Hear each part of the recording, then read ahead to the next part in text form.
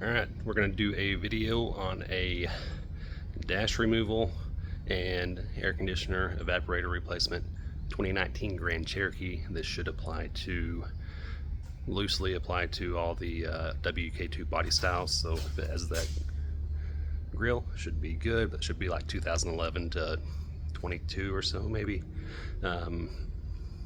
What we were experiencing is like a hissing noise while the air conditioner was running through the dash vents, as well as a loss of air conditioner use. So temperature went by and it was blowing warm all the time. We had dye added to the air conditioner system and then used a UV light to find any leaks, and unluckily for me, there was nothing in the engine bay. And on these particular vehicles, the condenser drain or condensation drain for the air conditioner is right up at the top of the transmission tunnel underneath the Jeep, slightly on the passenger side. So ran the air conditioner, let it condensate, checked really good up under the hood, didn't see anything there. With the UV light, got up underneath it, checked where that was dripping out of. And by the way, this is not like a traditional vehicle that has a hose coming out of it. I could never find where the condensation actually leaks from. However, shined a UV light up on the passenger side of the transmission tunnel and it just lit up yellow. So there's our problem.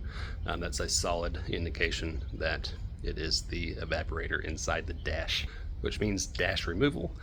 While I have it out, probably go ahead and see if there's anything else that needs or that I should replace while I'm in there, because it's a major job and a major pain in the ass that nobody wants to do. No mechanic wants to do it. I don't want to do it. You don't want to do it, but here we are. If you are the type of person who changes their brakes in the driveway, changes their oil in the driveway, this is not the job for you. Pay somebody to do this job. It's going to be several $1,000s. It's going to suck, but don't do this. This is going to be for somebody who has some advanced mechanical skill, because it's going to be a pain in the ass.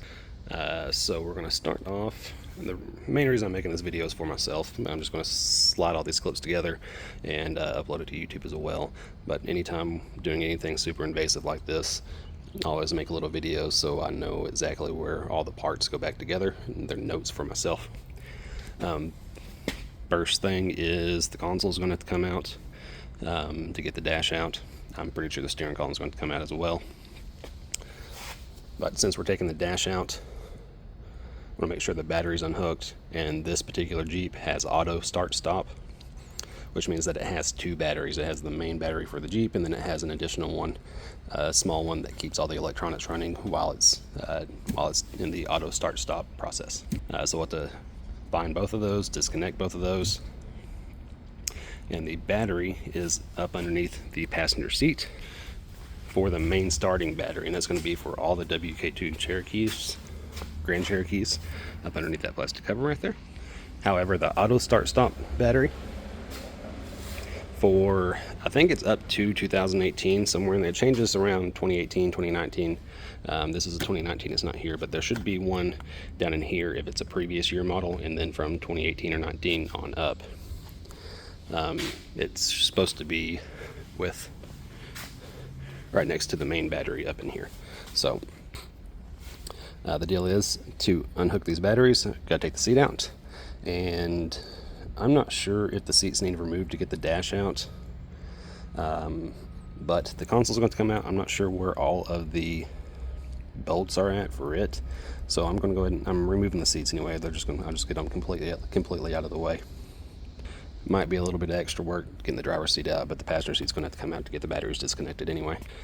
So typical seat removal for you here. You got one bolt on each corner, little plastic pieces, covered pieces here. Pop them off with a pick, take the bolts out. These seats do have cover over the seat belt. The seat belt is bolted to the seat. I think that was a T50 Torx head. Once you get those out, easiest for me to lean the seats back. Passenger side has a couple yellow right here, blue connector right here, and they are the cam style connectors. So they don't have the little push pins. They got a wide cam on here that forces them together, so pretty easy to take off. So that's where I'm at now. I'm gonna pull these seats out, and then I'm gonna unhook both batteries. I'll show you where those are at here in a second. Go at the beginning of the video. So if you are looking to replace the heater core, replace the air conditioner, evaporator, anything that's up in the dash, I think even probably a couple of the blend door actuators, I think you got to take almost as far out to get to. This is kind of what you had to look forward to. So quick rundown of removal. Batteries underneath the passenger seat. You got to take the passenger seat out to access the batteries. You definitely have to unhook the batteries because taking out all kinds of airbags is up here. You know, you have the jump start area up here, but I'm not sure if you unhook that, if that's going to kill all the power or not. So definitely take the seats out, both of them. They're going to be in your way. You're going to be cussing the whole time if you don't. Can you get the dash and stuff out by leaving them in? Maybe. Are you going to wish you took them out whenever you had power on so you could scoot them back and forth to get to the bolts? Yes, you are. So take the extra 15 minutes, take them out and put them back in. So that's what the inside looks like. And then here's what under the hood looks like. Got to take out wiper motor, wiper blades, the entire cowl, so you can access the studs that hold in that box. And your AC lines and heater lines right down there. So far, to get to this point, I'm at 7.5 hours, and this is kind of what you're going to be looking at here. So I had a suspension shop, front end shop, kind of like an off-road shop for about 8-9 years, something like that. So I'm very mechanically knowledgeable. And I'm 7.5 hours to get to this point, just so I can finally access the air conditioner evaporator, which is in this giant HVAC box, in order to replace it. I feel like this has went smooth. I have been following along with another video that I found on YouTube. It is for an older year Grand Cherokee, which has several differences than this one has. So I think whenever they change the grill, I'm assuming, maybe not, but anyway, whenever the later years on the WK2 Cherokee body styles will match up with this one compared to the earlier years. The order I've done everything in is fine. You know, you can change it up a little bit and be okay, but generally everything I've done's been fine. You want to make sure that you evacuate the air conditioner lines. I don't have a machine to do that, so neighbor is a mechanic, let him do that, and then drove into the shop with the air conditioner off, of course, and did all this. And then whenever I get everything back together, I'll drive it back over there and he'll fill it back up with Freon. From what I found online, book time on this shows 8 hours, which even if you're doing one of these a week or a couple of these a week, I don't see this getting done in 8 hours, even by somebody that's done a bunch of them. Are they going to be faster than me? Definitely. But I don't think they're going to be essentially 3 times faster than me, because this has went pretty smooth. Of course, tear down almost always goes easier than reassembly, so we'll figure that part out whenever we get to it. I've kept everything pretty well organized. Driver side, stuff in the middle, and passenger side, minus the steering column. This is just the cleanest spot to put it. I will say the only thing that I've taken off so far that I didn't need to, I don't see it at the moment, but it's going to be this trim piece that goes right through here. So just leave that trim piece on there. Otherwise, this will be a pretty detailed video on exactly what needs done for disassembly. And I'm not going to show my steps of going back in with it. You'll just have to watch the video backwards, because that's the whole reason why I'm videotaping this for myself anyway, so I remember the installation process and I'll just watch everything backwards.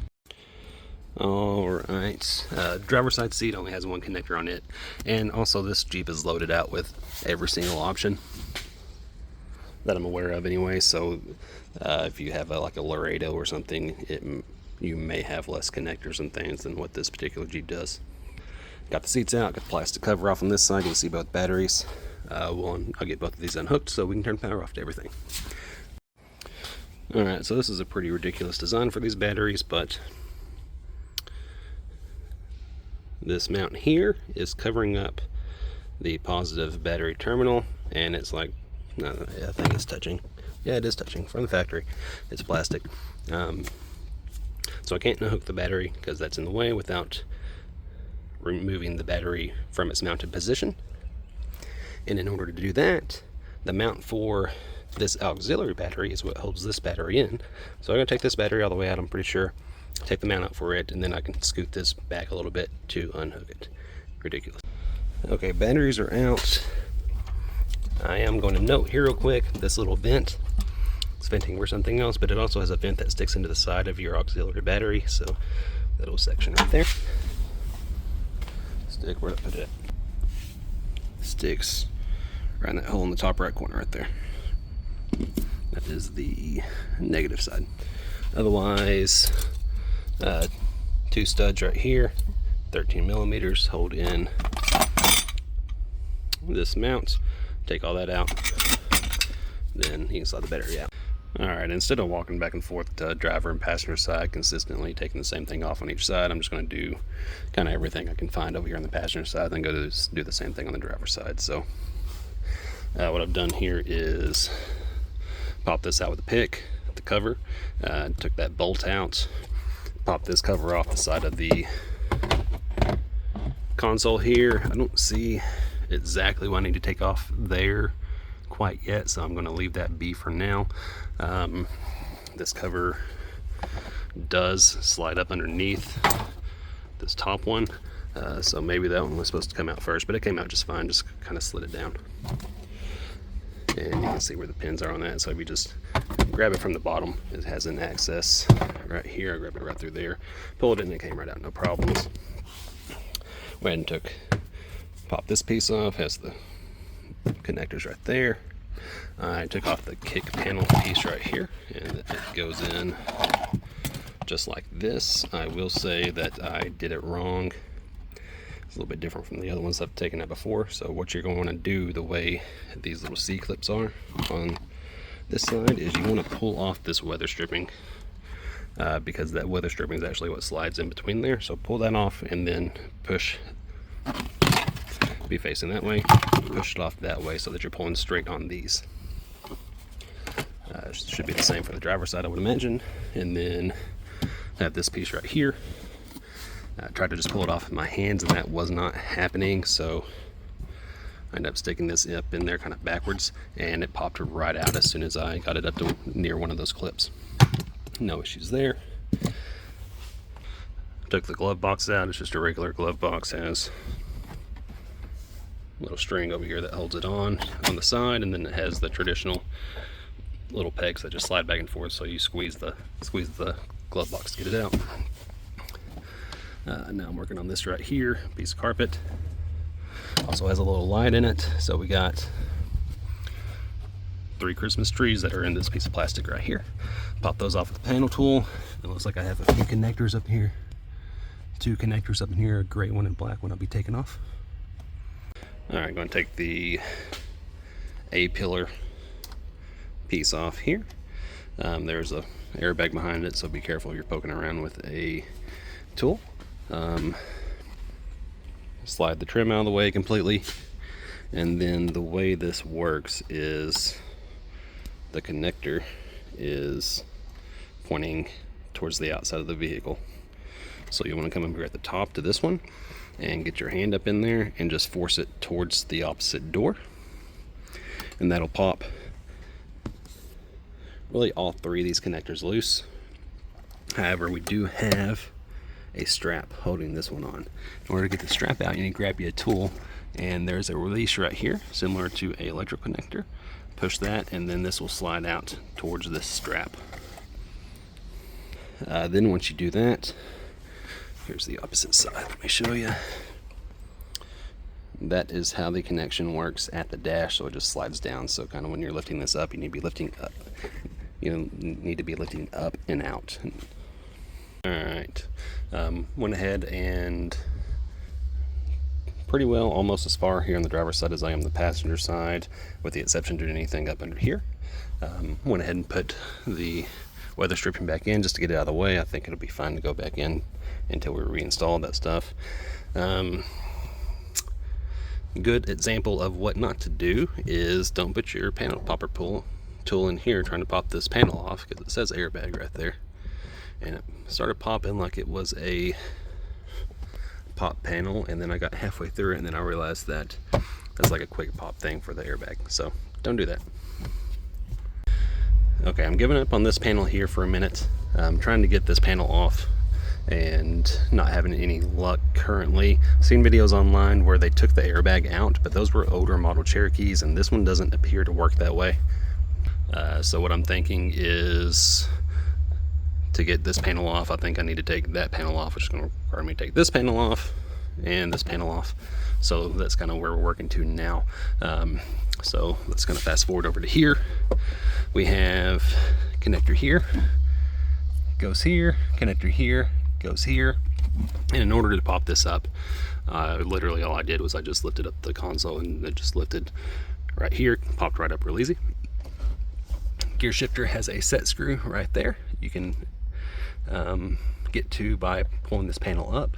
If you unhook the connectors, it gives you a little bit more slack. That's a little torque set, and now the shifter is free.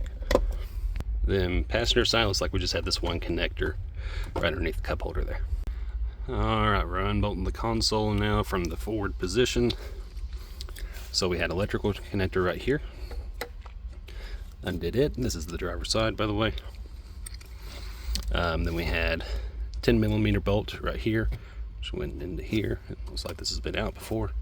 7mm right here, right here. These are the same on the passenger side. And then this seems to be the shifting cable here. So that should just come out just like that and then pop out here.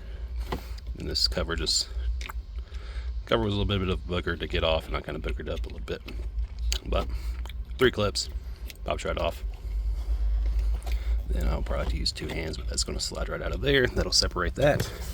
I've already slid this back, of course, this distance. This side, we had connector here, goes to here. Same 2 bolts here and here from the previous side. And then Christmas trees here and here, holding the harness in. Then the only thing that seems to be left is going to be this guy here. I'll see if it's easy to pull off, then I'll probably just completely remove this from the vehicle. If not, I'll probably just slide it all the way to the back. Other side again, but that wire, this wire goes up in here to where I can't see it, so I think I had to slide this back a little bit, lift it up to see if I can get underneath it to find where that goes. Okay, I didn't look far enough, so back to the passenger side. This is battery compartment right down that hole. Here's the wire that's a problem right now, and it was the blue plug that went up underneath the seat. Okay, radio bezel came out next. This particular one, like it all came out as one unit. The head unit did not stay hooked up to the dash. Just has a bunch of clips behind it. There's the location on the clips. This is kind of the worst part for me, nerve-wracking part, because it's the main thing you look at when you're sitting in the vehicle. Now what I did was I left this thing here loose. That way I could have it open like that, and I could kind of roll it back, stick my fingers up underneath the bezel, and then kind of pull from one side and kind of work one side all the way around. Super nerve-wracking, but it came out just fine. I will say it has these 3 connectors on the back here. The black one, the gray one, pop out with your hands, no problem. White ones, looks like the antenna. I had to use a little pick to depress that one to get it out. Do that one first. Unlike me, I did that one last, wasn't paying attention, and the whole thing fell down, hit this, and luckily it didn't do any damage, but it scared me for a second that I scratched the screen or something real bad. This thing I'm going to do is take this out. There's 2 bolts down at the bottom, 7mm screws. I already got those out, and then appears to be 2 more right here, and then this connector as well. All right, finally getting to work our way back over towards the steering column and that portion of the dash over there. But I took this trim panel off. 1 7mm bolt here on the copper color. Rest of it is pins. There's the location of the pins, and then the little flappers that just poke into the vent over here. I did end up cracking these 2 on this side. They'll still go back on there and hold just fine, but just FYI, they're the different style pins. Wish I would have known that before I take this off. And then this one over here where the push ignition switch is.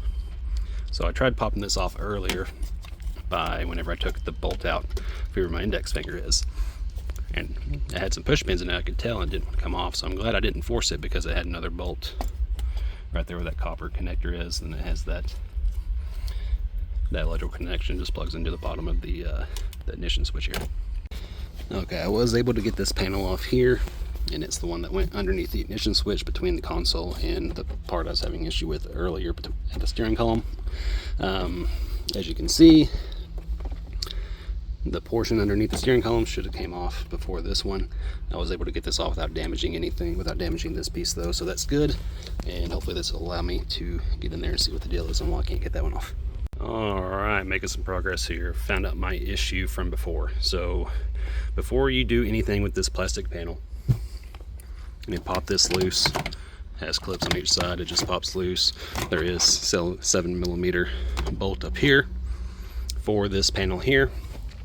And I don't believe there's anything on the other side. This carpet panel here has a couple Christmas trees in it, and this wiring harness here that all pokes up in there. Parking brake here, so this just slides when you reinstall it. You're just going to slide this onto the spot here, but when you're taking it off, this portion right here where my thumb is, that's a clip. So what you'll want to do is use a screwdriver or something, push that down with one hand, coming kind of like down through here. You won't have very much room to access it, and then just open it up like this with your other hand, put your thumb right here, and with that depressed, push towards the front of the vehicle. Of course, this will still be attached up here, and then that will that'll come off. You got a couple connectors here, and this connector here is for the airbag, and it actually, there's a connection point, so that goes down in there. What I did here was I used a pick. I came in here, I pried this orange cover out, and then I stuck the pick up underneath this on both sides, and then just kind of worked that connection loose. That's kind of a weird plug there. But anyway, my problem was I took these 2 bolts off earlier, and it should have been these 2, which go right here, right here. Super hard to see, super hard to get to, and these were hard to see and get to as well. I did end up having to, this is your vent for your feet for the HVAC system. It has a Christmas tree that holds it in place right over in here. I had to pop that out so I could get scooted over just barely enough to get a socket on there. And then this side over here, actually I used my 1/4" impact with a long extension, stuck it over the OBD2 port there, and managed to get that one out. So we're going to do the steering column next. Okay, steering column removal time. So I'm just going to show where the plugs are for now. I'm still trying to figure out the best way to undo the steering shaft. You have this yellow plug here. Okay, it goes, it's up behind here, and the clip portion goes towards the steering column itself, so it's orientated like this when it's in. and you can't see it at all. You just have to use your hands to go up there and feel it. Luckily it came out very easy, but there's the clip for it. You can see what holds it in. Okay, then we had this little motor right here, had this gray connector on it,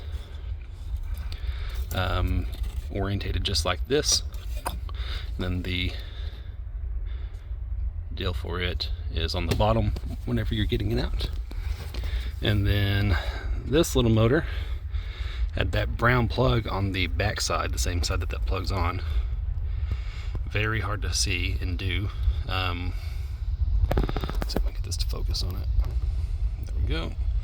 So you can see right on this side of that plug on the narrow section has that little rise on it, that pyramid shaped rise. That is what holds that in. So essentially all I did was put a panel tool on that and then just kind of force it in just barely and press up on it, and it popped out very easily. But this is on the back side of that motor. Okay, steering column came out way easier than I expected it to. 4 bolts hold steering column into the bottom of the dash. It's some 10mm head, like lag bolts.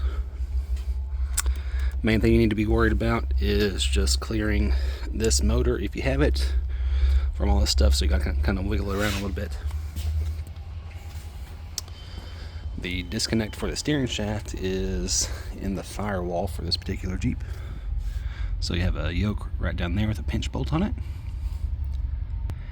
And thankfully, there's only 2 ways that you can install it. See the shape? So just make sure that you keep your steering wheel straight while it's on the shaft and in storage. And also remember, this has a clock spring in it. You don't want to be turning the steering wheel at all with it dismantled. It was a Torx 45 for the bolt. It does have Loctite on it from the factory, so I had to use a big wrench to get it off, but it came right out. Alright, gauge cluster comes out. You have Torx head, Torx head, Torx head up here at the top, and then one plug in the back. Move that gray piece away from this wiring here, and essentially this seems to be the spot where the 2 wiring harnesses meet. So we have this harness here that's coming from the dash, or appears to be coming from the dash. Then this big harness here seems to be coming from the back seat area somewhere. So essentially I just unhooked everything that seems to be coming from the dash.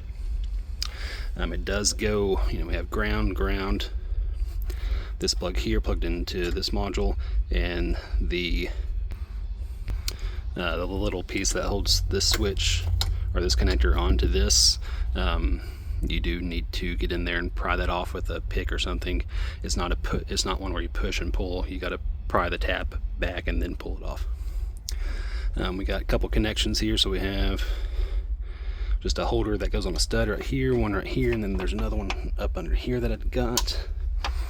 And then this piece here seems to run underneath this module and then hooks into the side over here. And then it pops into the Christmas tree to that hole right there. I think that's it. This ground right here seems to be this ground right here.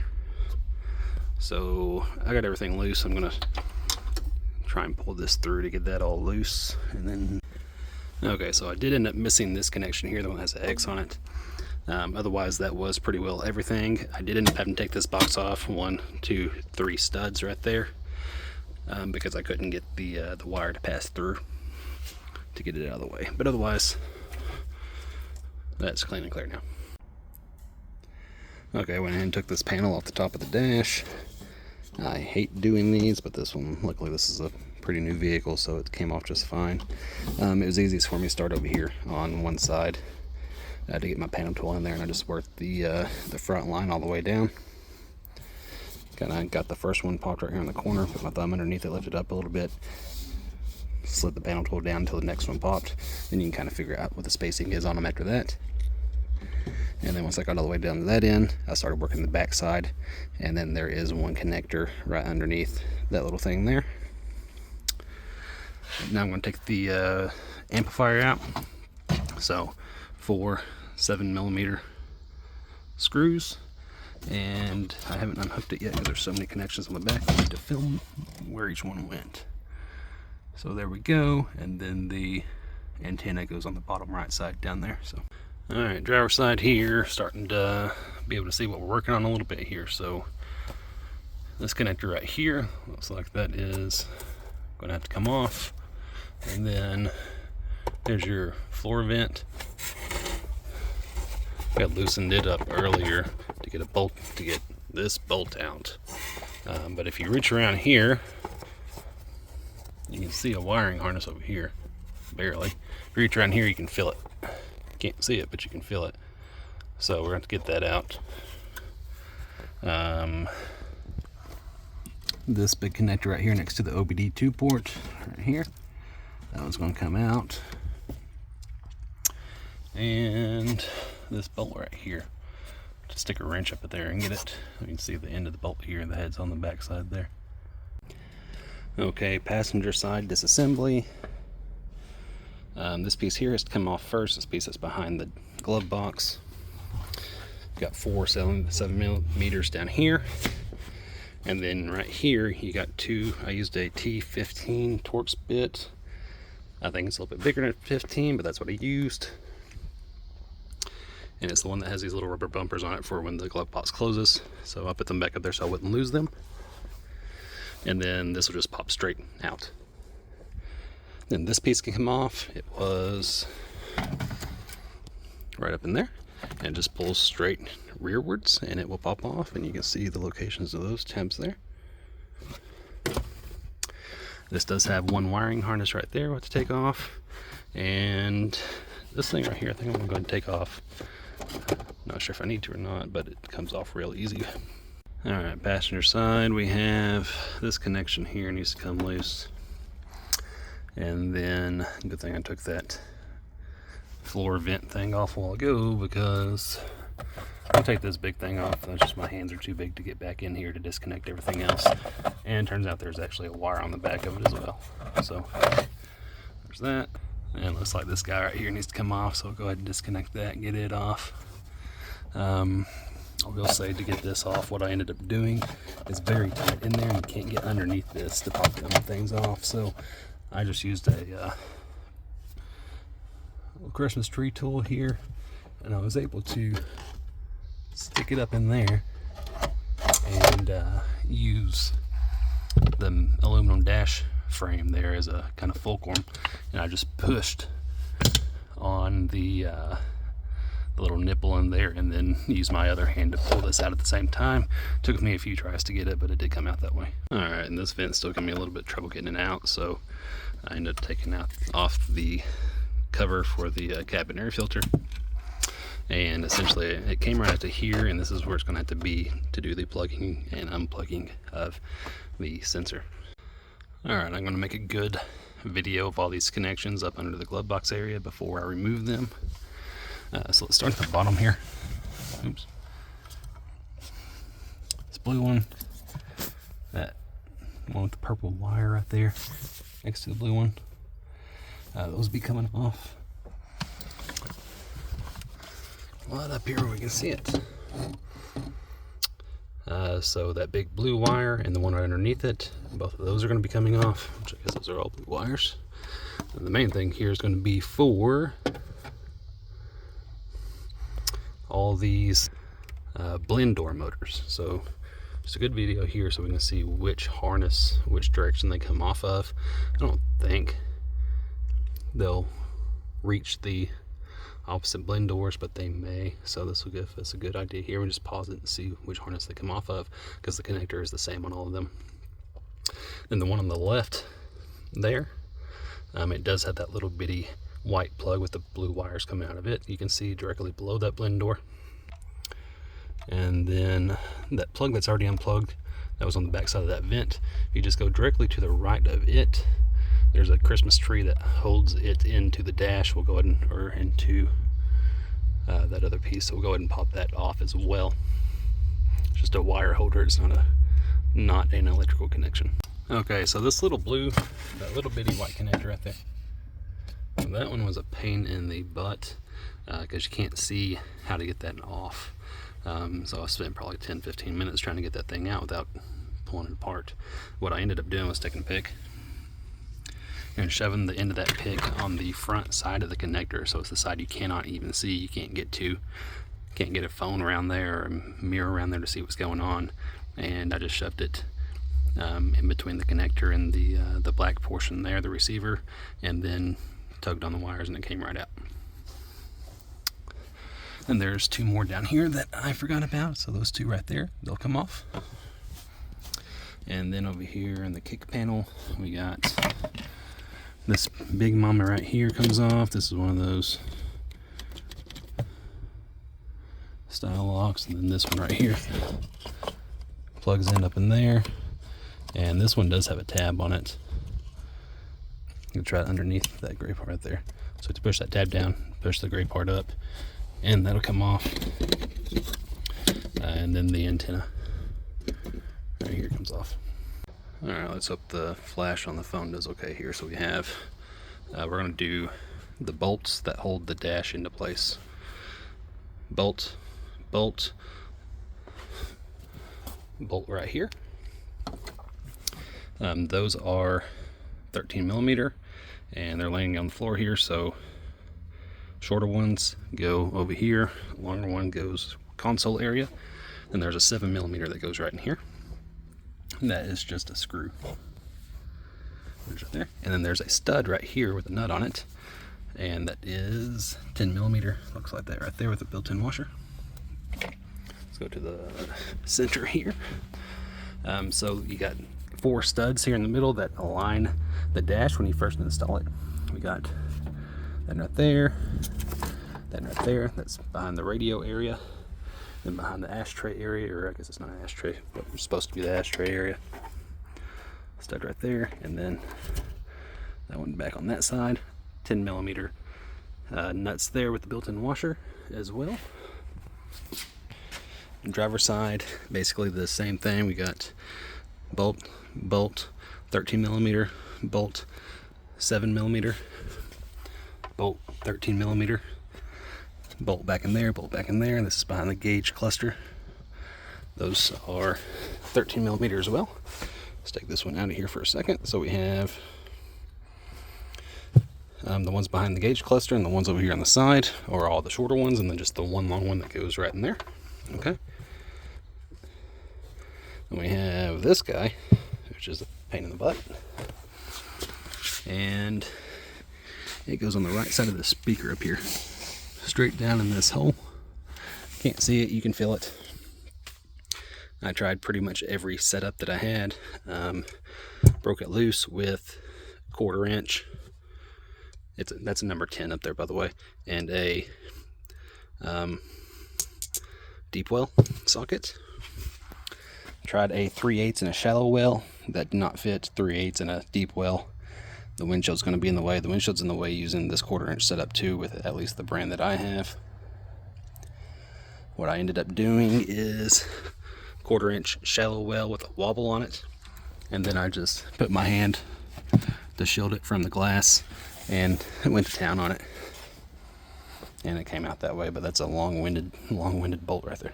Okay, so I have the dash pulled out about 5 inches or so from the frame here, and it's balancing pretty well.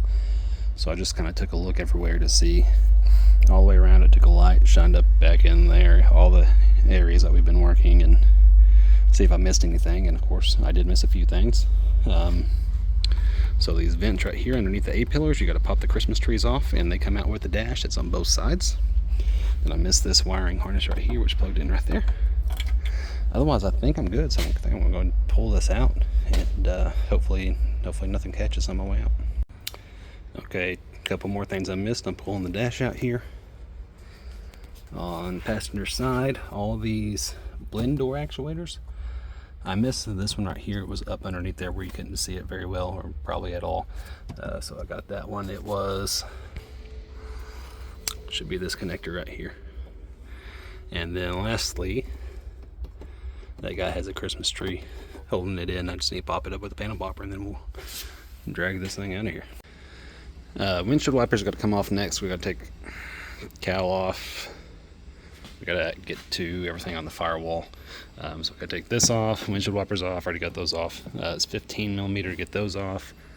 And then this piece here on each side.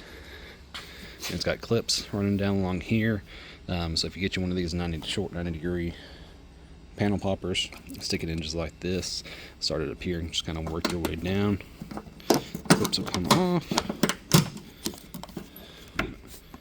And then a couple more clips on this side. Boom. That's how that looks there.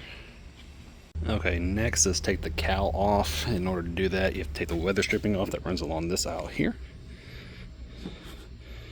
Christmas tree here on each side. And then the cowl has like a T piece that sits down in here underneath that weather seal, so that's why you gotta take the weather seal off.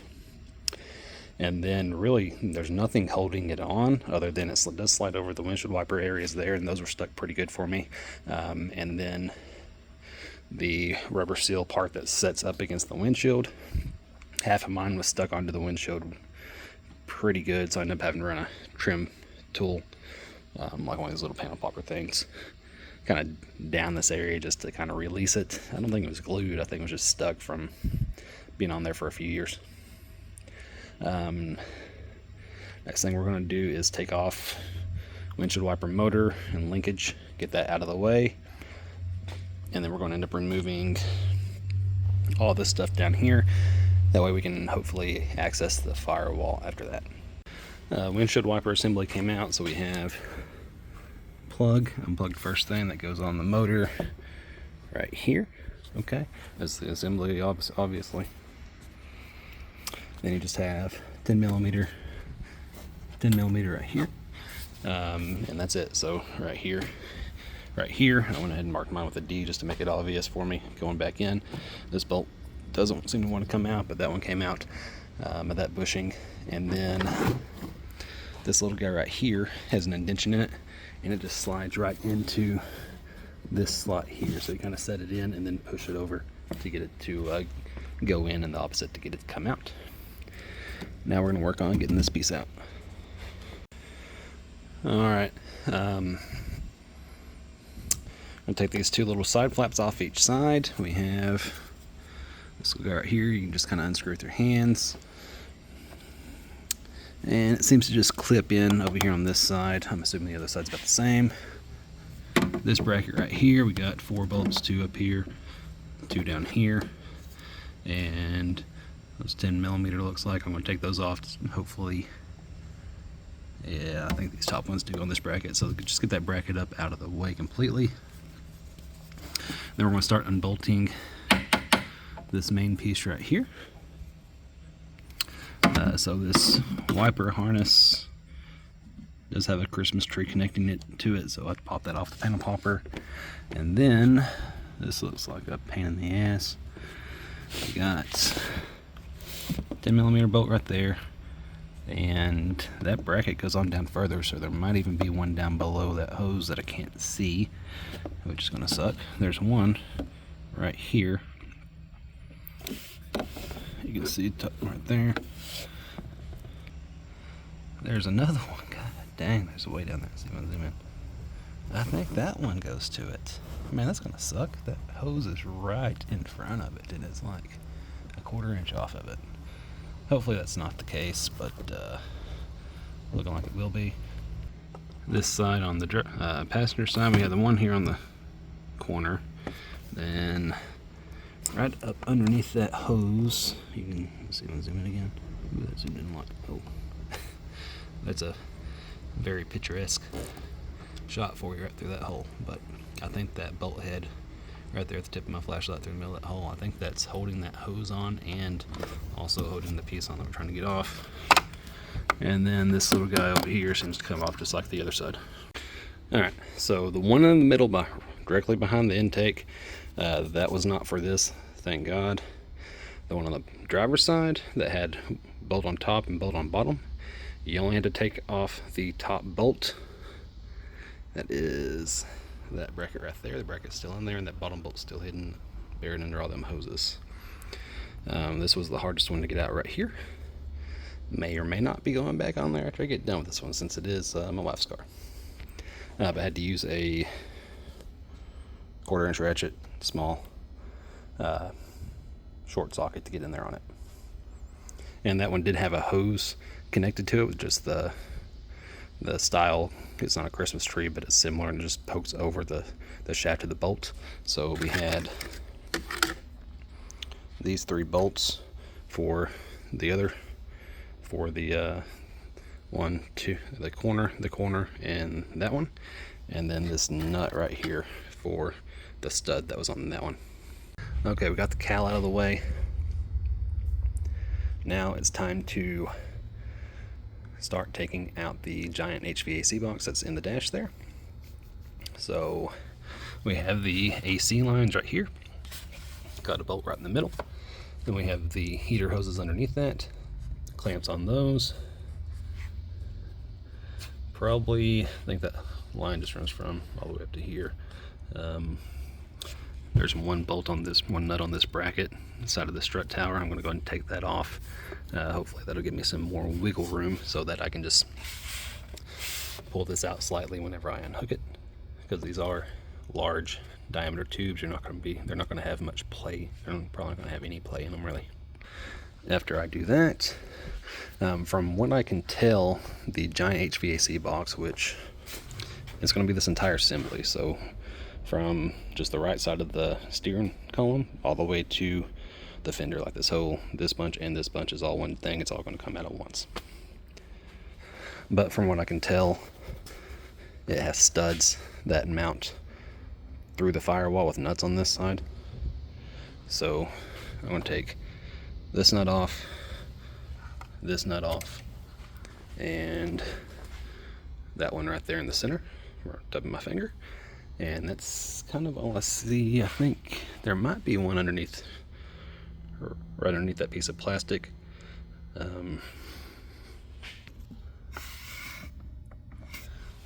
Yeah, but we'll wait after we get that housing off to see.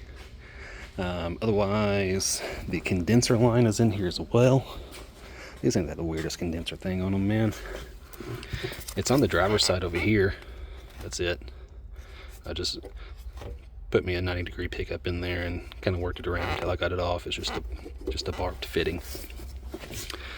The weird thing is, whenever I got up underneath it with all the UV light, everything was on the passenger side, and this is the driver's side. So like all the dye that I seen was on the passenger side of the transmission tunnel. So I don't know what's going on there. Maybe it must have a tube that goes over that way or something's forcing everything over to that side, the condensation. All right. So it turns out the 2 nuts that were around that plastic bezel, they were just holding that bezel on, but you need, it's just easier to take those out so you can get access to the stud underneath it. That one and that one are all that hold on that entire thing to the dash, at least from the firewall side. There's nothing, I guess part of the dash probably bolts into it and whatnot as well to hold it in place. So the AC lines here, that was a 13mm bolt, which was this one for my reference, and then all the little 10mm bolts, so the 2 there, one there, were the ones with the built-in washers on them like that. For the heater lines here, I did end up having to take this little thing off, and see that U shape right there and the U shape right there on that bracket. Those heater lines just slide down in that, and then this slides down in top, and then you got Christmas trees style connectors in each of those holes that hold it in place. And came right out. Okay, case separation. So this part right here, that's the evaporator, it mounts right up to this part here. What I had to do to get this off, we got 2 Torx heads right here, and then these slots have 2 pins in them, little clips, which are right here. The bottom's clipped in right through here. This side over here, you do have to take apart the heater hose things. Had to get new O-rings when I go back on. These are a 3mm Allen. These right here, that's what the torque head looks like. And this 10mm bolt I missed, but it goes through this slot right here. That'll get that section off. Now the next thing I'm gonna have to do here is Looks like I got to separate the top and bottom halves of this case so I can slide that evaporator up and out, which really sucks because I'm going to take this side off, complete disassembly. So we're going to start taking this guy off. Got bolt here,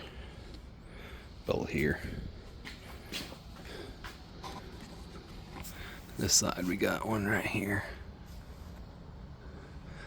probably something similar on the back corner, and hopefully that's it. Then I pull that off, and then I can start zipping out everything on this line right here. Got some clips right there, we'll unclip, and then get the evaporator out finally.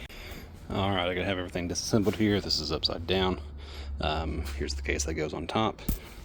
This little section right here folds up, so just FYI there. So you'll fold that out of the way, pull out your heater core lines, and then the only other thing I'd take off is this sensor here. It goes just like that, mounts to the top and bottom half of that clamshell, and then there's the evap sensor. Okay, we're going back in for the install now. I'm not really going to do a how to put back together video, but if I do find anything that I think is needed, I'll make a note of it here, which is what I'm doing now.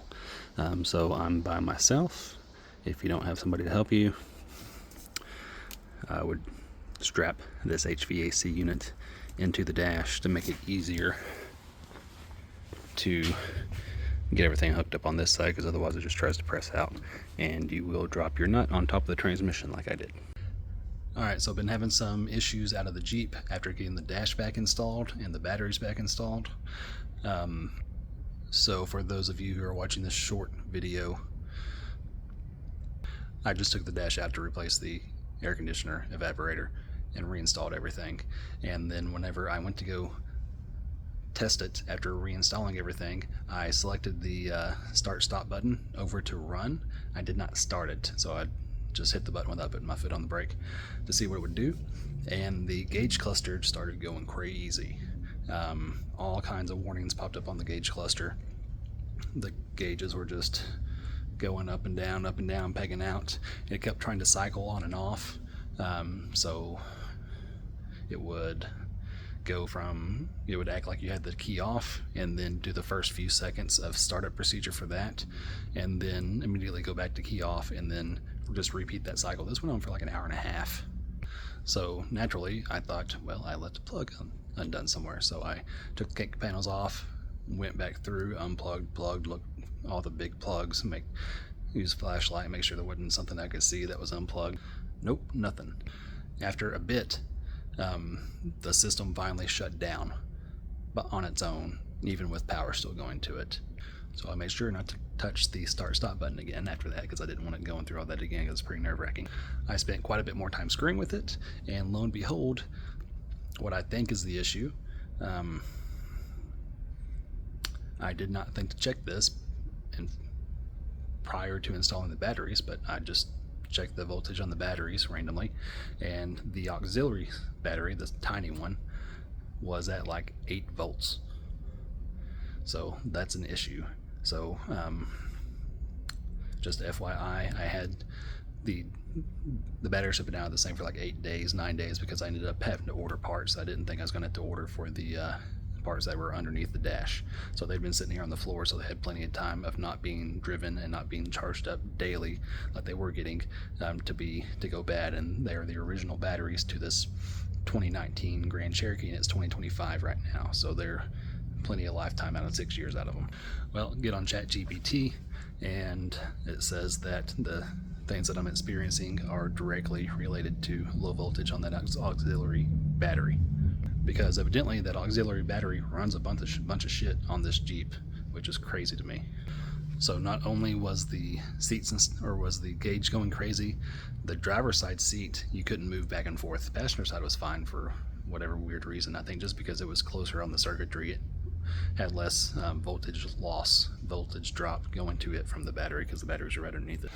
Well, I go get a new battery, put it in, didn't check the voltage, started up, same thing happening. Actually, not the same thing, better, way better. So it started just fine, sounds fine, everything seemed to be just fine, and then about 4 or 5 seconds into it, started getting stuff come up on the dash. Big red light voltage warning comes up on it. on the gauge cluster saying low voltage, low voltage. Voltage was like 10.5 or 11 or something. I was like, that's crazy. So I checked the battery, and sure enough, the new battery was extremely low voltage. Okay, well, so I type it in ChatGPT again, and evidently the alternator on this Jeep needs that battery to be like 11.7 volts in order for the computer system to trigger alternator charging for that battery. Okay, so I put it on trickle charger overnight. At this point, it's like 8 o'clock at night. Come back in the morning, check it, it's like 13.5 volts. Cool. Put it back in the Jeep. Keep in mind, batteries go underneath the seat, and it's a pain in the ass to get these in and out because you got to take the seat out pretty much every time. Hook it up, start it, exact same issues as before. Come check the voltage on the battery. Voltage is like 12.2, 12.3, so it's high enough to where the alternator should be charging it regardless. So we got a problem with alternator charging. Well, that brings me to this point, is there is a main fuse up in here, and I think that's been my issue the entire time. So I'm not sure when it blew, but it's definitely, so it is right here. It is the one on the right, that 150 amp, and it is blown. Not sure if you can see it from the camera or not, but it bolts on right here. And I got a new one out here. It's like $100 at O'Reilly's, so hopefully that fixes it. But evidently this is very common on these Jeeps, or probably anything with that start-stop battery. So if you experience these issues, check this first. Now you do have to, unfortunately, like unbolt this thing. It has this case here, uses the pins on this side to pin, I have it upside down, uses the pins on this side to pin into the inner fender, and then that piece right there slides up in the bottom of this. So what you want to do is, there's two tabs in here, just opposite my middle finger there, on the inside of the plastic. You will depress those, and then you'll pull that piece out from the bottom, and then you can get this right here out of the inner fender by depressing these clips right here.